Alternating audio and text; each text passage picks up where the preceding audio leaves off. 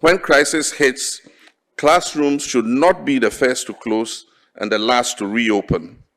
They must remain anchors of hope, stability, and protection. That's why I took the trade minister to the factory to convince the boss to bring the Tank 700 to Ghana earlier than any other place. So Tank 700 is in Ghana the first place in the overseas. So far, John Mahama bringing investors from China, Singapore, Saudi Arabia, Qatar, and the US, Australia, Germany, and the URA. He says we are dealing with countries, no continents. We are not coming as beggars. We are coming as traders. Yo, mfasudie bi ayeso yeguta. Ani ese fabra. Fawo de bra. Na be de yeso de ni bi. Yenche ohonto ye honto ye. Simple as ABC. We any ade na ye bo hompa ye sa. Say ye benya president a obedrin Ghana as a country. So far 11 months ye ko 12 months ye there. And so far it's so good. As a Saudi papa na beti na dui e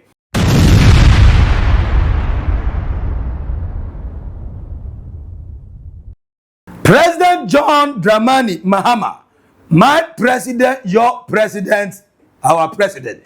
John Ababio, John Kwame Nkrumah, papa no I take off to Qatar, our Doha. Nanya no ko we no osatwa so abedu Abidjan, Côte d'Ivoire. Eho Ouattara yes when in as a president for the 4th time. African leaders, hey, mo munsia he. And never was say enre yayi. Beni soldiers for be every report say omu ye cool no. As I successful, as I successful. And Nigeria for me kura try say go intervene. But according to the president of Benin, say Bibia is safe, is secured. But soldier for say still cool no akoso is successful. They say who dey base but Ouattara President Mahama Opompo oko inauguration ni bi na oko 4th time. Ye took bago e dey amount no. Na e the same metna so ache and amount for ampene so and e ma Ouattara.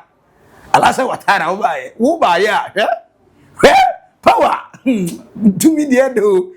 Papa not wahura kanta so but Mahama John Dramani Mahama His Excellency Papa no kopie mu e wo Doha Abra one Emir of Qatar Sheikh Tamim bin Hamad Thani Ekosiamu ewo Doha Forum 2025. You guys say when you say Mahama. So of course I event we be there. Na sika dret sika bote sika kasadi hit what ogofo sika aba magana your business across because na say open one country so far why invest huge sum of money in the John Dramani Mahama administration na Qatari businessmen and as Qatari investors so far over $5 billion US are the money into agric in terms of fertilizer say on the fertilizer plant into Ghana I buy fertilizer and John Dramani Mahama na so pay more Oliver Twist we always ask for more enti Mahama go share on na dey say dia oba na odisika baba but o we obefa Côte d'Ivoire now o make sure say e hoso no bibia da din na Mahama ogo pie mu okata no nya say papa na no e denti rade unim gasa oduru be bia na the microphone sha ne nsa se papa wa be de kasa ahon say me dem me kasa John Mahama say when crisis hits classrooms should not be the first to close and the last to reopen. They must remain anchors of hope, stability, and protection. Where I am messenger, not John Dramani Mahama, Eka Abra, Oka about world peace. Say, Asundie de Aye, Asundie Wuya, Nemo no, Sabibia Grebesi, say, yes, Bibi to say COVID, about Ebola, yes, Interquabiasi, our Ukraine, Russia, now I say a classroom, or some quite so, and I'm making sure say, Sani ma bibi ebesi bia no still ye betima protect ye students muko class agosua de anye nimde ama be mpanimpa said that ebeye ama country no good will wo no atwa so no nyina no ebe se country no make sure say fight no krebinsi center kwa yanko have needless war then there's no way and I need bia say ye ma ani yankwala muko school ye go close mu classroom say yare bi besi a say make sure say as human beings ayankasa ye bo modern say ye nyare ye wu ewufu bia no ye be make sure say ye be provide the necessary friends and medicines and as grounds e be ma ye healthy na sa na mo na efe ye nkuduru ho we ensema John Dramani Mahama e de go pie mu abra ko pie mu e wo Doha e wo Qatar abra no mo ye the Doha Forum 2025. When crisis hits, classrooms should not be the first to close and the last to reopen. They must remain anchors of hope, stability, and protection.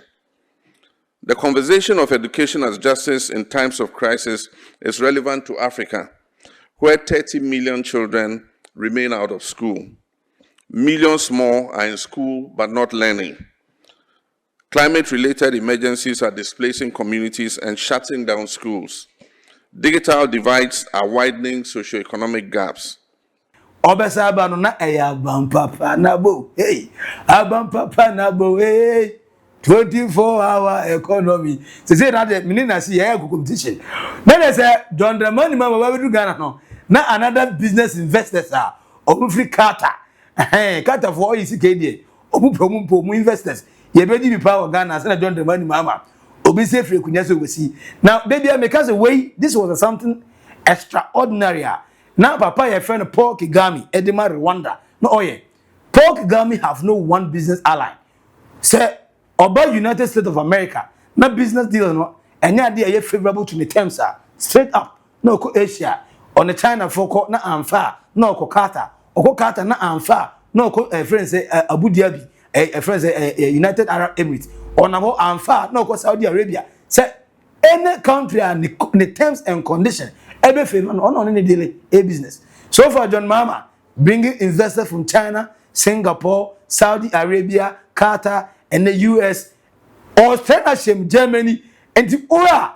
He says we are dealing with countries, no continents. We are not coming as beggars. We are coming as traders. You mfasudiabi ayeso yeguta. Ani ese fabra. Fawo de bra. Nebedi yeso de ni bi. Yenche ohonto ye honto ye. Simple as ABC.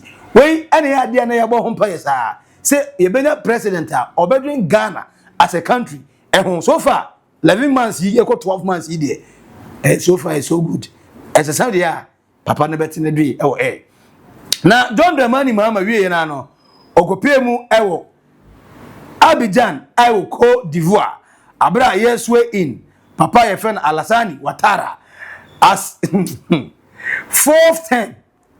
Papa ne bana only 2 term pe ono beti mako wasa constitution ko 3rd term wasa se ni bio call the 4th term na we be ene ana inauguration call so John Dramani Mahama obegre inauguration o kama na kai we na ma we me say integram abronye obet na here team so ga say Mahama o say call Ouattara nten agwagwaje apple because Ouattara na mi yi na abronye allergy say Mahama ko hu no ma mbo she buguam eye hu say e ba na say na otimi ko 3rd term asa pe 4th term akwa possible tell me na so pe 3rd term akọ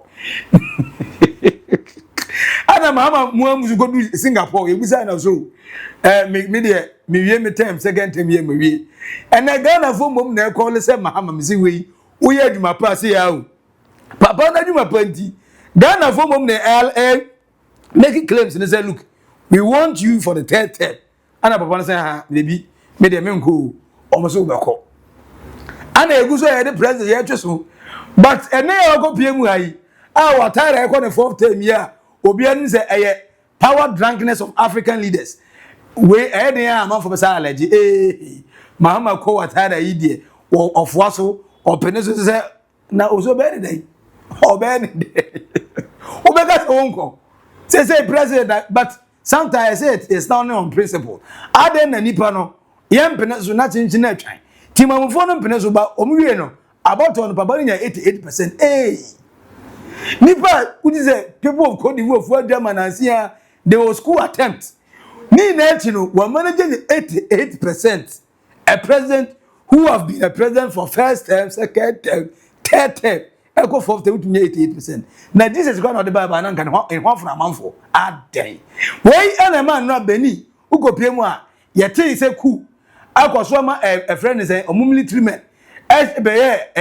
press conference catch us oh omadi Benin man afa Benin parliament omadi dissolve Benin constitution and na yes Nigeria for soldier for the fighter jet and na mo amukọ ago make sure say any possible and na Benin president another message so mo cha so okay we safe and sound baby aguso e koso national television ne pe ana soldier for nafa na de aka bia no mo fa hwe na emom no Benin for other so tia so ndemu baby be peaceful what dey say in just 2020 from 2022 every 2025 in 3 years coup do asi our African kwa baako 12 the like of Burkina Faso, Niger, Mali, Madagascar, Guinea-Bissau. Dang. And now I said John Dramani Mahama catching him baby say onim the entire but a lot of Africans today will be much okay under a military rule. A coup. They would rather be under a president or the coup. Abedi Akunya than say omo under a president democratically or my Latino as a president. Way a fascinating messenger and they go so course because the more Cuban the more African guys chair or more chair or more apple. People love it when even coup happens in their country. They like it. It's way ever twice I go see the bang and fast Emma. Now Dubai is host the global launch of this tank 700 GWM new flagship programmer omoye na sa host no mo host no according to Madam Yang our CEO of Zonatech Ghana release currently Ghana is number 1 is number 1 ye say ye dianim pa the reason why number 1 is o convincing the bosses for say the John Dramani Mahama aye Ghana so far no we a foreign investor forget it enye Doha na go pimo o ka kire obo the investor be ba no go papa na Ghana is so attractive o say Ghanaians travel so a lot o say about 6 million Ghanaians in the United States of America and in Europe enti ama Ghanaians are motu kwan no omo good taste more taste in terms of luxury and in terms of beautiful cars. You know, for today, when you see the launching of the Tank 700 in Dubai, you're not that excited because you have already seen Zonda launching in Ghana. Why I managed to bring the Tank 700 to Ghana even earlier than Dubai, I used this story to convince the big boss. I told the big boss, first, Ghana has over 6 million people in the US and in Europe. So Ghanaians have taste. Every Ghanaian in the family have a member in the US or in Europe. So Ghanaians love luxury. Especially there is one big boss. The name is Despite. He has a luxurious car museum in Ghana. That's why if the Tank 700 come to Ghana, Ghanaians were definitely accepted fast.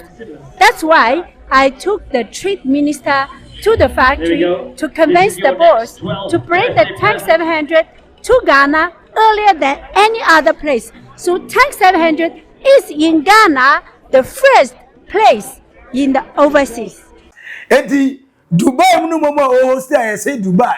The friend say the tourism place of the world. Baby, obi ebe so enjoy tourism bia no obi a e man the bag so na Dubai. Sa Dubai no say Ghana ti ma biti Dubai and make sure say the first country e host sa the Tank 700 GWM flagship program no Ghana. Into ono Madam Yang we see o Zonatech Ghana and also Odiba Ghana. Now because of Ghanaians the way you work eye for good things and eye for quality. The reason why I buy guarantee Ghana indeed Sir John Mahama say are poised for investors, are ready for businessmen on best make gains papa ne moa nti John Dramani Mahama message no clear sound safe at investors assume nti investors are more people Ghana e make sure say on me lobby more businesses ade be room our Ghana na see say mama ye ni na yen kan mom ne yen say asido odina be asido he o say John Dramani Mahama nyankopon hira no enhira nka no papa no enyo no anka ono nko be den from Onapo and about Kunobeka say Indian for Nakanduri. And no, and or the Asampa Nabo, and I say a quaint Nina Nasi, and a okay. Na Oshe sound engineering ne musica. Said the best is Nasi Oshe Ghana. Okay. Or very talented. Or say maybe a trim so no two no for self two no a boss an abrabo until if you also John Mahama maybe so here Numbiano.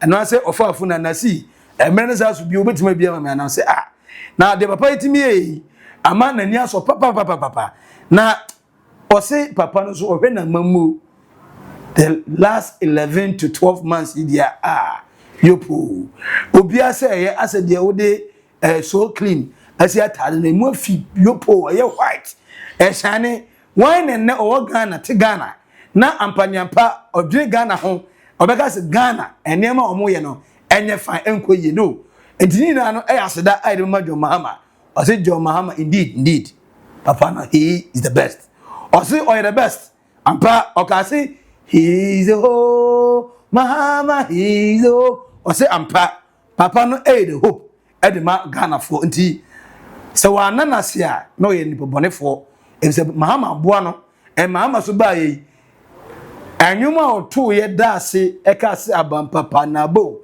e ka kansem de fan hunina no Mahama so approve ye kire Ghana for say ampa indeed oya abam papa waba indeed ono hope edema Ghana for na the resetting Ghana agenda no obere seti ama Ghana afa ntuma pa ediafra nti wei the message clear and sound and secure. John Dramani Mahama in Doha, our Qatar. Papa no go pay investors about our Doha 2025 friends festival. Na so na papa no message clear and sound. Moment you say enterquire enkoso. Yam prepare your home say be yare be no. Ya wadru betimi jesu no kwan. For now, any message that comes from the man's mouth magical, a message touching the soul and the heart of human beings. We any political kind of messages are free straight from the heart. I love him for this. So I was to say in the next 4 years I beg and say Abidjan requirement ako to nefi. John Dramani Mahama Sadia was what a Chinese woman a friend Madam Yang o yet see you edema zone the Ghana. Abra money the tank 700 GWM. Program not as a cast, beautiful ones no much that you na mama say Ghana and the who first even before say Dubai crab abenya said no because omu say Ghana Mahama bayi wama investors and your confidence and Ghana for so omega Ghanaians almost penisika on luxuries omu nyene hokra aside that despite automobile as with the cars papa nice cars na Nigeria for you na Ghana for you Ferrari good Bugatti Porsche ne de Rolls Royce now ya Ibrahim Amaba on despite the back hu abumu a omo be supercar friend say event our Accra 2026 2025 year it means say Mahama he do all it way our no to honor there make sure say we investor Ghana is the only place to be now, especially when you come to Africa.